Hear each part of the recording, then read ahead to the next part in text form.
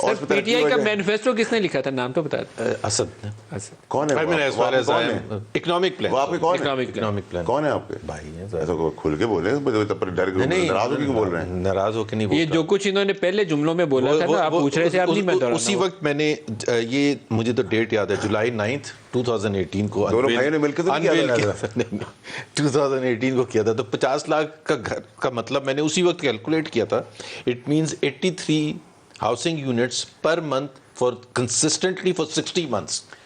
اس کا تقریباً 3000 گھر پر ڈے.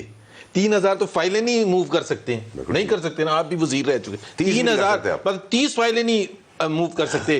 یہاں یہ کمٹمنٹ کر رہے تھے. اچھا اس کا پیسہ کہاں سے آئے گا؟ وہ میں نے کیلکولیٹ کیا کہ اگر وہ 10 لاکھ کا بھی گھر ہوگا نا, تو $180 billion Pakistan needs, which means 300 billion کی آپ کی ٹوٹل اکانومی ہے, 180 بلین آپ کو چاہیے. سر وہ اس میں سے $190 ملین تو عمران خان نے دے دیا. ان کے جو وال اسٹریٹ جرنل اور پتہ نہیں کہاں کہاں سے جو ایکسپرٹس آئے ہوئے تھے, نو ون واز کوسچننگ کہ بھائی یہ کہاں سے. ویسے ایک بات سچ بتائیے گا کہ ایسی پریزنٹیشن کی وجہ سے ایک کارپوریٹ انڈسٹری بٹھا بھی چکے ہیں آپ لوگوں میں سے کوئی. یہ اب آپ کو نہیں کہنا چاہیے. آپ کے سوال کی مذمت کی جاتی ہے. میں اس کی وضاحت کرتا ہوں. یہ میرا خیال ہے اسد کی بات کر رہے ہیں. Asad was an outstanding corporate leader.